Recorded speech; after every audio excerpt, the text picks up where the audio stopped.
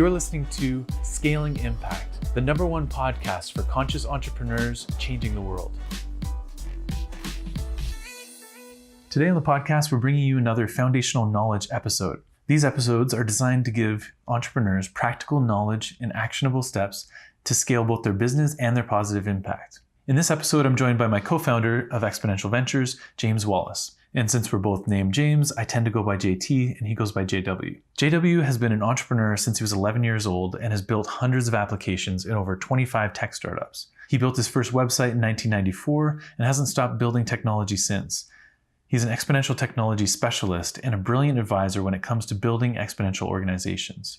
In a previous episode, we explained the principles of an exponential organization and why they're able to dramatically outperform traditional organizations. In this episode, we give you the practical instructions on how to implement exponential principles and tools directly into your organization. From leveraged assets to staff on demand, to the benefits of OKRs, and how to get to the one metric that truly matters in your organization. Also, you may want to get ready to take a few notes because in this episode, we name a number of resources and tools you want to check out. Interesting points covered include exponential levers and how to build them into your company, staff on demand, OKRs, the new reporting system that we find far better than KPIs, a list of tools to help you implement exponential systems, and the one metric that your business needs to get right so everything else can run smoothly. Okay, so let's get into the practical stuff with startups and how they utilize exponential principles to insert these exponential levers and reduce waste, which you equate with suffering often. But also, I just want to get into experimentation, leveraged assets, which we didn't get into too much last time, staff on demand, and a few of the other ones. And I'll let you geek out on some of the technology as well. Mm-hmm. So what should we start with? What do you propose? Which of the ideas scale that we referenced last episode, which was interfaces, dashboards, experimentation, autonomy, social. Those ideas in Exponential Organizations book by Salim. Staff on demand, community and crowd, algorithms, leveraged assets, engagement. Is there one that you'd like to start with? Well, I think it all starts with engagement and actually starts with experimentation. So maybe we could start there. Yeah, a new startup. Let's create a new startup. So there's a person named Susan. She wants to start a new startup. She has a cool project she wants to test. What do we suggest that she does to get started? So it's the experiment number 1, 0001. And it's the beginning of a startup. It's just an idea that she wants to get into something. So she has to create a minimum viable product, which is often the term, MVP, something that she can test. So if she goes back, she creates a really neat little project. Any ideas on a product? Too many ideas, I think that's the problem. Let's say creating a unit of value somewhere that we can exchange. Maybe that's too complicated. I was going to say some sort of like... She's not running a blockchain company. Yeah. Okay, well, we don't need an example specifically. We'll just talk about Susan and what she needs to do. We'll call her Susie, a little more casual. Okay. Okay, so she creates this experiment, or she creates something valuable, a small little product that she can test with other people. She figures out a price, figures out, okay, how do I get it on the internet? How do I do a test? Now, the way I've learned from you and kind of brought my own elements to it for our Exponential Ventures and internally, as well as startups that we support, is that we need to frame it into a project. Everyone loves start and end date. It just gives you the dopamine at the right times to get you through a project. So we say there's always 3 things that define a project. Hypothesis of what you believe to be true or what you hope to be true. Very clear hypothesis. Number 2, budget. How much are you willing to spend on this experiment? And then number 3, benchmark. A benchmark of success. So where's the line? 70%. If it's above 70%, it's a green light. And if it's slightly below, it would be a yellow light. And if it's far below, it would be a red. And the consequences of each. And so sometimes even on our internal teams, people will bring up really cool ideas and we'll say, well, why don't we test it? And then they're like, oh shoot, I got to formulate a project now. Here's my hypothesis. Can I have, $7,000 to kind of test it out? And then here's my benchmark of success. And we say, okay, it's all established. We've proved it all. just so you know, here's the consequences, which are positive and negative based on what happens in the real world. The green light is when it hits that successful thing, we will likely want to increase the budget, increase the boldness of the hypothesis, and make it harder to achieve, and have to do a better job at it. So green light, everything rises. Yellow light is we put this on the back burner. This project could be a potential distraction. And the only way we take it off the back burner is if there's a triggering event that changes between now and sometime in the future. It could be, there's new technology that comes up that makes that experiment would have succeeded had we had this one piece of technology, or just something in the market changes and we think, wow, okay, now this experiment is more valid. And then red, that's where we get a little more harsh, and it's like, you're not allowed to talk about that for 2 years. So your idea, it was cool, we tested it, the market said it's not a good idea. We need to take the distraction, put it to the side, and most people get a little scared about, it almost seems like killing a baby or something like that when they have to take their idea and shelve it like that. We can archive it just in case, but it's off the company's mandates. We're not going back there for a couple of years. There's no reason to. We've already tested it, and we're not going to bring it up anymore. Because there's a lot of times where we have these cool ideas that kind of just keep coming up. And people find a lot of freedom in that too. When they do kill off the project and they get all their awareness back and they can focus it on things that are working, it's beneficial too. So there's the frame of the project. She's got her first test done. It comes in a green light. Now what do you think that she should do? So now she has let's just say it's a year later, or let's say 3 months. We'll say she's really, really good, really fast. She did the test well. She has her prototypes. She's off to the races. She's selling it online. She found a price that seems to work and people are starting to buy it, but she has this tiny amount of customers and she hates her job. So how does she get out of her job in the next 3 months to be able to run this as a company full time? What would you say about experimentation? She'd do that thing all over again and again and again and again and again and again until there's a viable business. So not even just like a positive result or something that indicates, a product that people want. She then has to discover the market, place the product into the market, scale, their participation in the market. But a couple of observations really quick. One is I love the model, and I think what is extraordinary, and again, I continually comment on these things because as humans, we're so programmed. We think that it's natural, it's logical. The readers and the listeners, or the watchers and the listeners will actually probably be noddingly like, yeah, I get it. But I would guarantee that 99% of those people are making this mistake over and over and over again. And even when they're aware, maybe requiring other people, but not doing it themselves. So the discipline that you've just articulated there, and said a different way, is like, I've seen a lot of people invest $250,000 in opening a business and not taking the 30 minutes it would take to actually articulate a hypothesis, set the budget, articulate in advance what they think the outcome is going to be. And just like a scientist running an experiment without that, it's completely irresponsible. And at best, actually, we have some sort of data, some sort of enormous success or enormous failure, and we don't exactly know why. That's why scientists create hypotheses. And that's just an example for that.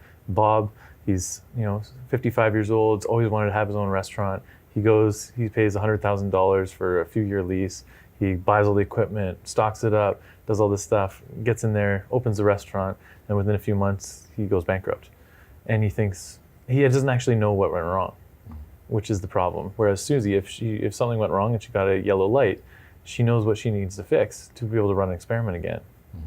Yeah, and that's where we'll probably get into talking about dashboards and KPIs and analytics, where we can actually see in real time things coming in and learn if it's going in the direction that we want. And if not, we can iterate, we can change the outcome. So that example you gave of the restaurant, none of that business modeling up front or hypothesis kind of experiment model up front, and then probably very little real connection with real-time data to be able to make the changes. Oh, that's actually the key that you've taught me about experimentation, is the biggest threat. We've said this to founders in meetings, advisory sessions. We said the biggest threat to your business right now is the fact that you're holding this close to yourself and you're not letting the market give you feedback. And so the person's been like, oh, I want to get it perfect before I put it out. And actually, that's the biggest risk to the company right now, is that you might be developing it in the wrong way, in the wrong direction. And when you put it out there, people are going to tell you to go back and redo everything. So I've experienced, and you as well, I'm sure, profoundly humble people be perfectly arrogant in the way that they're approaching their business, from the product's kind of imagination to even rolling it out, the business, and then how they manage the business moving forward.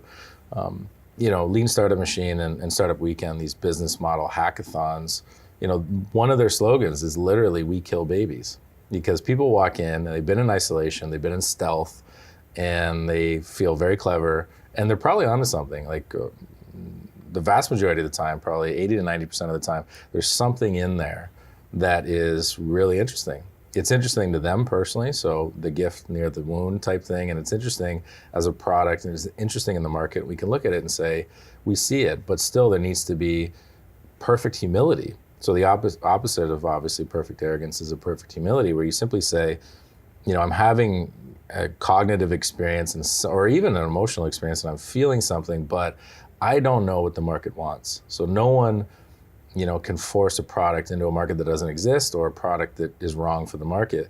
And instead, we need to be, again, humble and say the market gets to determine what it wants. But if I'm open to the feedback, instead of insisting, and again, very childlike, like, this is what I want, the market's going to take it. Instead, taking market signals and then comparing it to what I feel or what I think is intelligent, you begin to kind of sculpt that thing that then you hand into the market says, thank you very much. And that equals a successful business. So it starts with what you said, the experimentation that is very clear, very, very clear.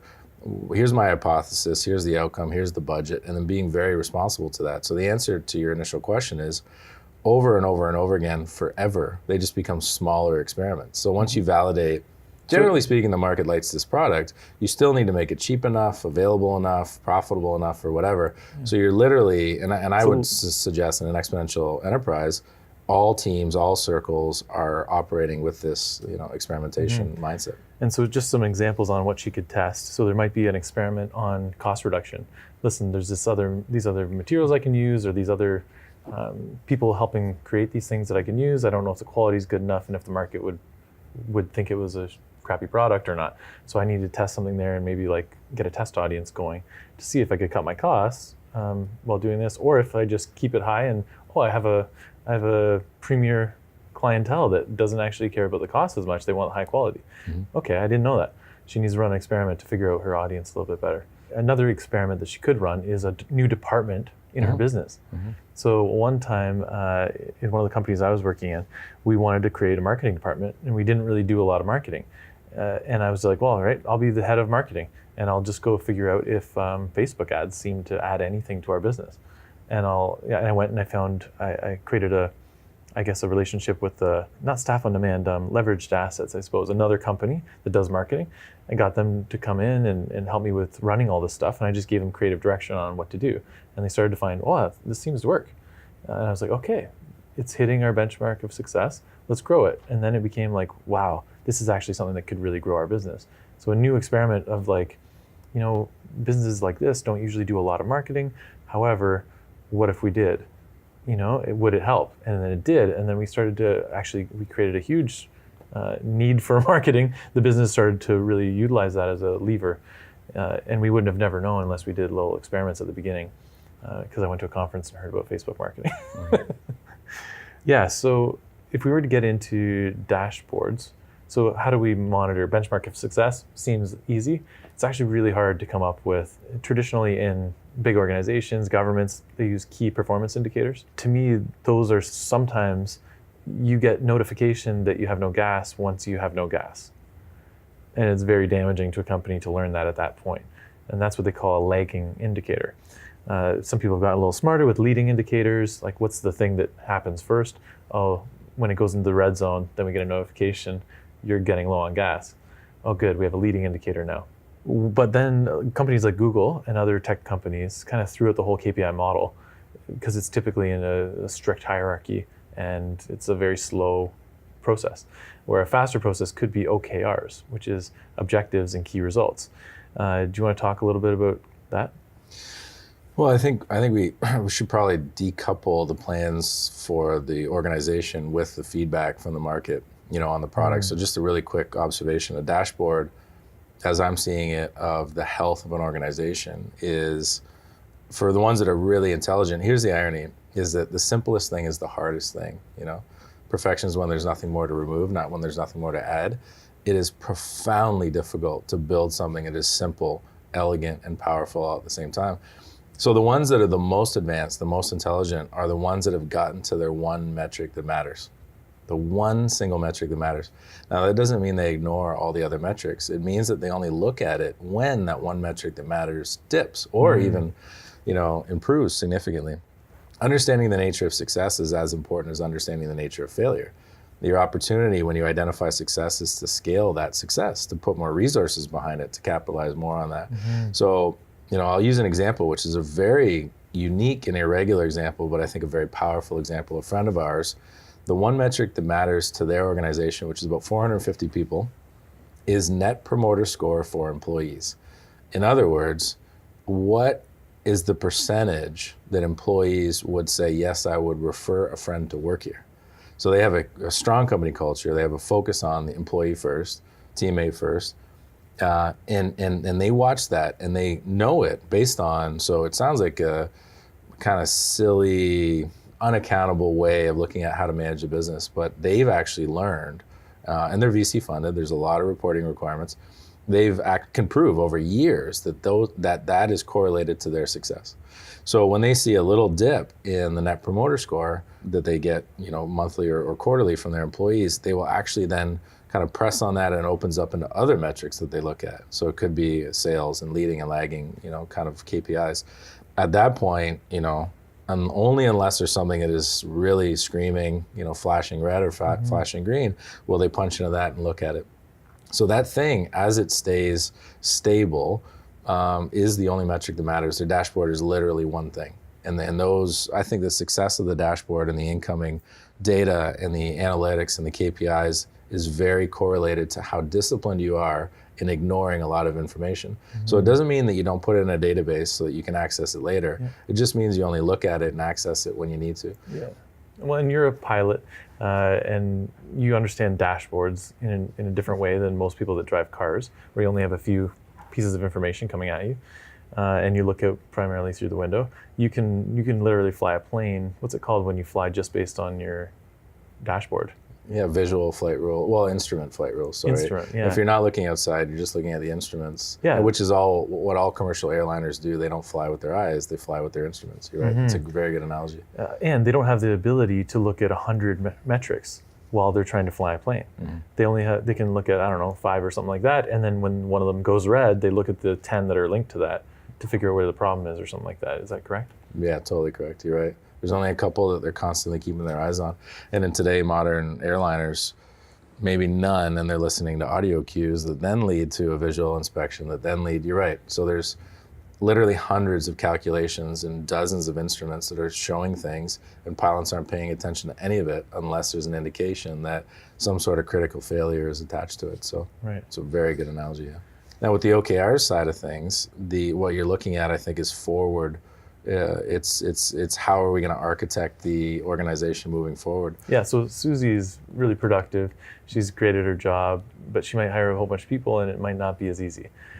So let's take her 3 years in the future. She's got a great startup of 8 or 9 people, and she's trying to figure out how to coordinate it so everyone's work, every hour of every employee's work is going toward the company objectives, which might seem like an obvious thing. But if you were to look at government and big organizations, it's really difficult at the end of the week to tell your boss, like, I spent 10 hours of my 40 hours on email. I spent 5 hours doing scheduling. I spent all this stuff.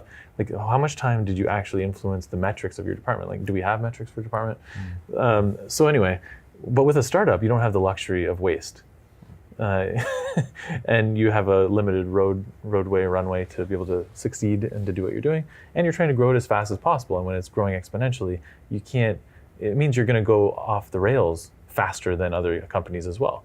You probably can go bankrupt quicker than big organizations. You can, a bad hire when you have 9 people could maybe ruin all of your company culture. So all of a sudden, those little decisions and those things become crucially important to the success of the company when it's small. So when I see OKRs, I love the idea that there's objectives for the department. For instance, our organization has 2 this quarter, and then when you click on each one, we have it in a software that we use, which we can link in the show notes. Right now we're using Week Done. And when you click on the objective, then your key results come up. And it's, we can't just say we're going to do something. We have to specify. How are we going to do it? What are the metrics of success? And we have to be able to say either like yes, no, binary, this was completed or not, or what percentage it was completed, or create a new milestone. Like you want to sign 12 contracts, you have 12 little milestones. You move the marker every time you sign a contract. But then there's people in the company. There's the sales guy, and his job in the company is to go out and get those contracts signed, and everything in between. The company wants the sales, but he has to do everything to get there. So then his personal OKRs then coordinate perfectly into the company OKRs. So his objective is to get, maybe for the quarter, he's one of a couple salespeople. He needs to get 6 of those contracts signed. And so he has a marker for his own internal success and key results underneath it. What does it mean? Oh, the contract has to be this much value. The client has to be a great client, meeting our avatar at this percentage, meaning it's someone we want to work with and all this stuff. Quality control on him not fudging the numbers. And then from that comes his weekly plans. Everyone has a different way of being productive during the week. Some people like to use a Kanban tool or Trello or some kind of task management. But with us, actually a few people on our team do different things. But one of the things that we do before task management is kind of just a week plan. So we create 3 to 7 plans. And I just wanted to get this out and then leave it to you for some comments. But we create 3 to 7 plans for what we're going to accomplish during the week. And each one is an end point. It's like, I'm going to deliver this thing. And you don't put all the tasks about how you're going to deliver it. That might be for your task management. That's your own business. But tell the organization what you're going to deliver and when you're going to deliver by.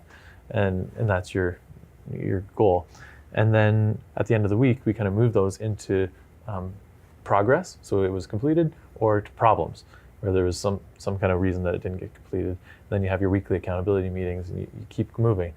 But when I've talked to other people about this kind of approach, even people that we just recently hired, they were very excited to work for an organization who had clear metrics of success. So you knew whether you're doing your job really well or not. You knew that you were achieving something to do with the company objective. A lot of people we work with are all strategists. They always want to know what the bigger picture is for their job. And so they want to know, am I contributing to the company in a meaningful way? And literally, yes, every time you move that marker over 3%, this one up here moves. So it seems to be something that people really value just for productivity in the day-to-day. Mm-hmm. Any comments about that process or system or anything that you would advise a startup regarding this? Yeah, again, and I always go to the mindset, challenge the mindset. That may sound really complicated to people. It's not. It's actually profoundly simple. It can be difficult, but it's difficult probably only to the extent that you haven't given yourself permission to invest up front and do the planning that's required. Said another way, if there's 5 people in your organization, that's 40 hours a week. If you're a startup, it's probably more like 60 hours a week. That's somewhere between 200 and 400 hours a week.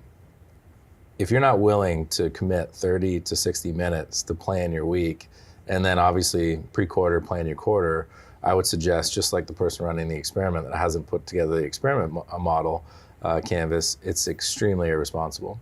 So the benefit is there. The objectives, you have your company objectives, and then underneath that you have the key results. And the key results are there to ensure that when the quarter is done, you can actually prove that you accomplished that objective. Typically there's 2 to 4 key results. You have the company OKRs, then you have team OKRs. And my suggestion is, unless you're 15 to 20 people, you don't look at team OKRs, skip that. And then you go to personal OKRs, your personal objectives and key results for the quarter. And then underneath that, like you said, you have your weekly triple Ps, your plans, progress, problems. And then beneath that, you have your task manager. That could be a Kanban, like you said. It could be a notepad, either on your laptop or beside your I use my productivity planner. There you go. That's a great tool for sure. But here's the final observation, is that you could have 82 tasks, call this person, write this email, do this through the week, and then you could have 3 to 7 plans for the week, and you can have 2 to 3 objectives for the quarter. The only way to know that your tasks, your 82 tasks, are translating to stuff getting done is to actually connect those to your weekly plans and have that sort of self-accountability. It's not some sort of like militaristic, degrading accountability session. It's you standing up in front of your team and saying, here's what I said I was going to do last week. Here's what actually happened. Here are my plans for the coming week. And you get feedback and encouragement, and also, a little bit of challenging maybe when you're off. Those plans are connected to your personal OKRs that then are connected to the business OKRs. So said another way, again, your daily tasks, your weekly plans, your personal quarterly objectives need to line up perfectly with the company objectives for the quarter. And what you want, obviously, is to feel that everyone else around you in the team and in other teams within the organization are thinking and doing in exactly the same way. And if everyone's doing that, you have a company that is moving at lightning speed. Yeah, lightning speed. It's a blissful experience also to know that there's a bit of a social tension that happens, a good positive social pressure, which is that the person next to you is pushing forward the company, and you need to be pushing forward the company on our mission as well. And a lot of time we tell people they don't really work for us, they work for the mission. And so we're all actually working side by side, pushing this stuff forward, and we just have different roles to do it. I want to switch gears into a different topic, community and crowd. So I think people, especially without any funding that want to get started, might be thinking about, crowdfunding. I've heard about Kickstarter. I just kind of post a thing on there, everyone gives me money, and then it works. How does that work? How can and what's the business principle going on there is about leveraging the community and leveraging the crowd to help you build things or to help you get traction that you wouldn't be able to get otherwise, especially that quickly. It's an exponential principle. You want to talk about that? Well, in that Web 3.0 world where curation is king, and the people that truly lead and truly prosper, the groups and so on, are ones that put the community and the members of the community first. And I want to be really clear, community and crowd, and the ways that some people are approaching that right now, they're looking at it as if it's a strategy. They're looking at it from kind of top down instead of bottom up. And that lacks spirit, it lacks soul, it lacks care and consideration. And you either will be found out or someone that does it right will replace you. And so your attitude, your approach in community and crowd needs to be from that Susie avatar, that deep care and consideration, that something that keeps you up at night is Susie not having that thing that she needs or wants. And it could be security at home. It could be her ability to paint and sell those paintings. And it could be anything. It could be her ability to express herself, period. Every single one of those community members and crowd members is important. And if they aren't important to you, you're in the wrong business. You're in the wrong market. So a lot of the advice that we've given over the years, you and I, has been find your why. That is deeply related to the observation I just made right there, that you need to care not about the community and the crowd in general, but the individuals inside.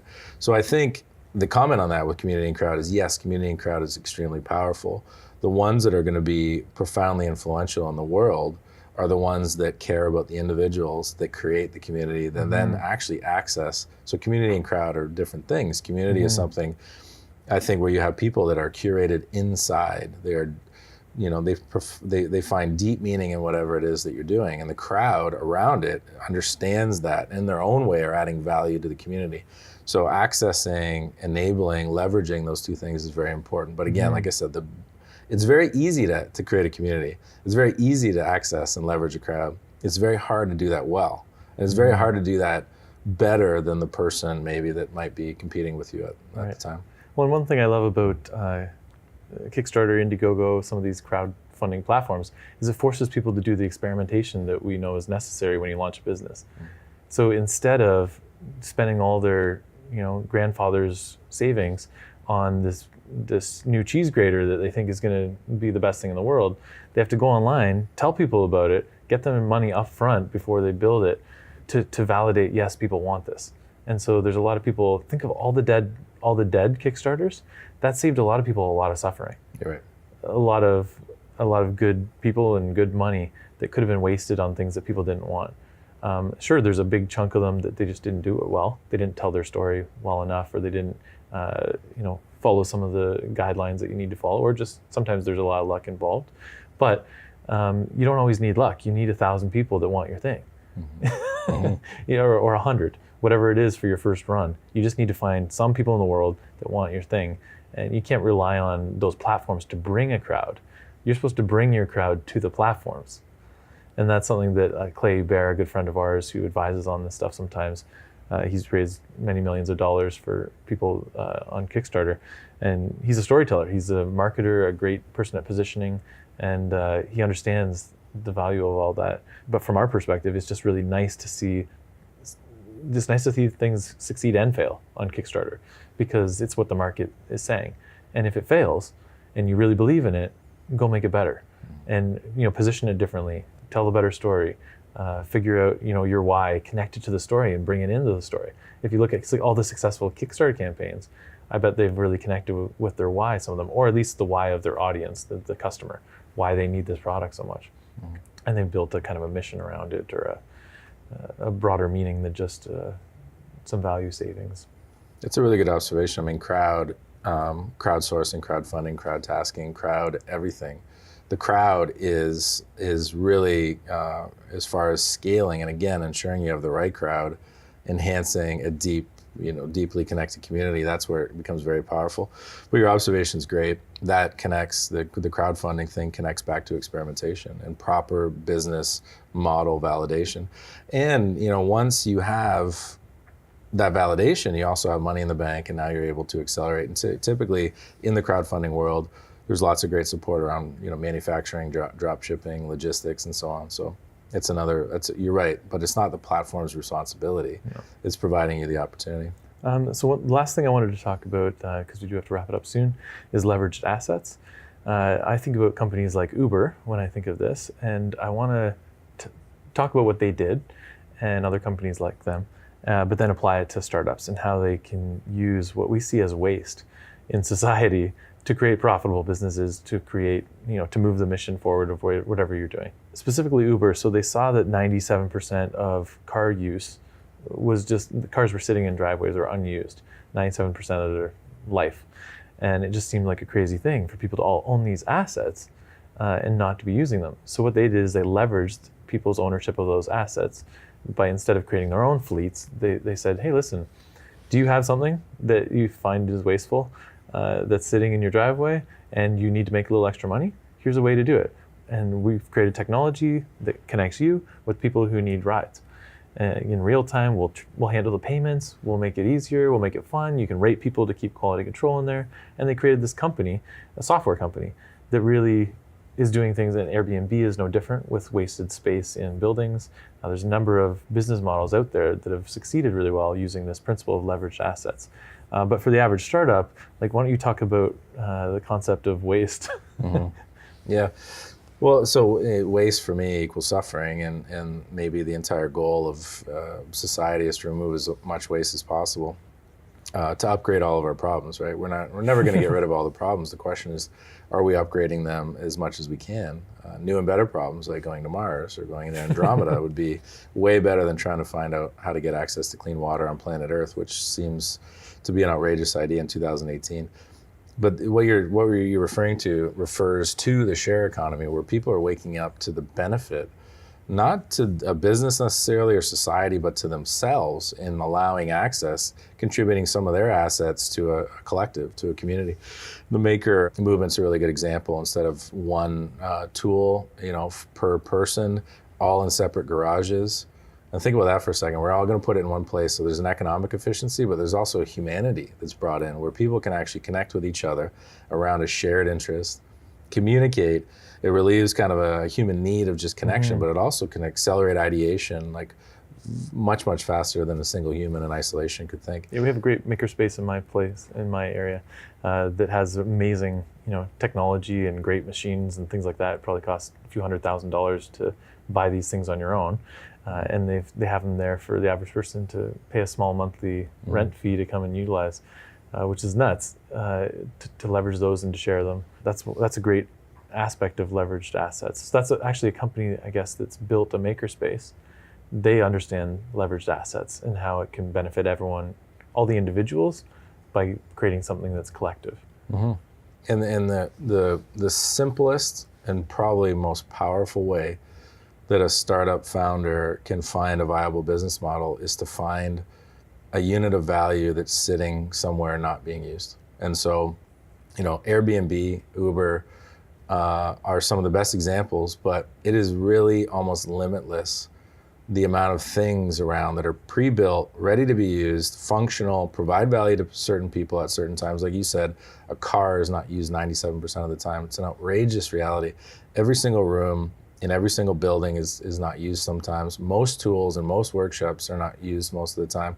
What is it that you can get access to, secure access to that thing, that asset of someone else, protect it, and then provide some sort of platform marketplace of buyer and seller or user and owner? If you can figure out how to do that, you've removed a ton of waste and unlocked a ton of value, and you as the founder and the startup are gonna benefit tremendously from that. And one of my principles that I live by, and my wife as well subscribes to, is access over ownership. So it's the idea, just as a consumer, that access is actually just as good as ownership a lot of the time, sometimes better. We use Uber as a second car a lot of the time, and it gives us unlimited access wherever we are with one of us. Typically I'm the one that takes Uber, to be able to move around and get where we're going. And it's a pretty powerful tool in that way. Sometimes it costs less in a certain month. Sometimes it costs a little bit more, but it's always flexible, and there's other reasons I like it too. But for a startup that has limited finances, they need to figure out how to get access to all their resources and stop buying them. Because the person that comes to you with a business plan and says, I want to buy this equipment for $200,000 before I start my business, they're going to get rejected a lot of the time. Maybe the bank would approve them, but they get the money back at the end anyway. For an investor or for anyone else, they're like, well, how do you know that people want this? Why don't you access it? Why don't you go to the makerspace that already exists in your town for $40 a month and make your prototype, and then start selling it online? And then when you have $200,000 sitting in the bank, go buy the machinery to bring down your costs. But let's do this in a responsible manner. Well, and I think one thing that founders really need to look at is not only utilizing leveraged assets and trying to figure out how can people that own things that don't use things be rewarded for that ownership, is the wasted asset. So inside the leveraged asset is a wasted asset category. And we all know, or most of us know, and rarely do we think about that one of the easiest pitches to someone is to say, hey, if I take that thing that you have that you're not using, make sure you protect it. Is that insurance? Is that showing who owns it, who controls it? Is that cleaning it, giving it back, showing it on a repeated basis that it's being cared for? That's what the owner wants to ensure is happening. If you can solve that part and say, hey, when you're not using it, I will use it, give it back to you in better shape, control it, hold it, protect it, and when I give it back to you, I'm going to give you back X number of dollars.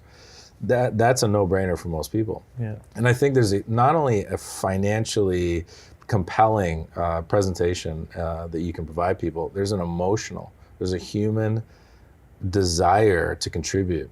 And when you can take an asset that you're not using, like when I go away, I need to fill my home with an Airbnb guest because I'm abhorred by the fact that I have this beautiful place downtown that's not being used. I cannot close the light and walk away. I need to feel. It's not financially. We don't do it for financial reasons.